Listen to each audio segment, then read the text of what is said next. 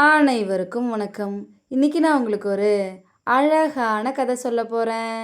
ஒரு வீட்ல ஒரு அம்மாவும் பையனும் உக்காந்து பேசிட்டு இருந்தாங்களாம். அப்போ திடீர்னு கரண்ட் கட் ஆச்சாம்.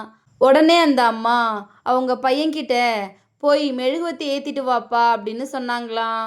அவனும் போய் வத்திப்பெட்டியில இருந்து ஒரு வத்தி குச்சி எடுத்து கொளுத்துனானாம். அப்போ காத்தடிச்சு அந்த வத்தி குச்சி அணைஞ்சிருச்சாம். திரும்பவும் கொளுத்துனானா, அப்பவும் அணைஞ்சு போயிடுச்சான். இப்படி அவன் பண்ணிக்கிட்டே இருந்தானா.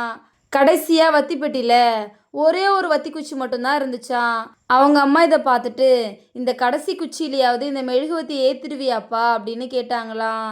அவன் ஜன்னலெல்லாம் சாத்திட்டு காற்று அடிக்காத டைமில் அந்த மெழுகுவத்தியை ஏற்றுனானா. உடனே அவன் சந்தோஷத்தில், பார்த்தீங்களாம்மா நான் மெழுகுவத்தி ஏற்றிட்டேன் அப்படின்னு அவங்க அம்மாவை பார்த்து சொன்னானா. அப்போது டக்குன்னு அந்த மெழுகுவத்தி அணைஞ்சிருச்சான். இதை பார்த்து அவங்க அம்மா சிரிச்சிட்டு, தம்பி, நம்மள நிறைய பேருக்கு கடைசி வத்தி குச்சி ஏற்றுறதுல இருக்கிற கவனம் முதல் வத்தி குச்சி ஏற்றுறப்போ இருக்கிறது இல்லை. இந்த கவனம் உனக்கு முன்னாடியே இருந்திருந்தா இத்தனை வத்தி குச்சி வீணா போயிருக்காது.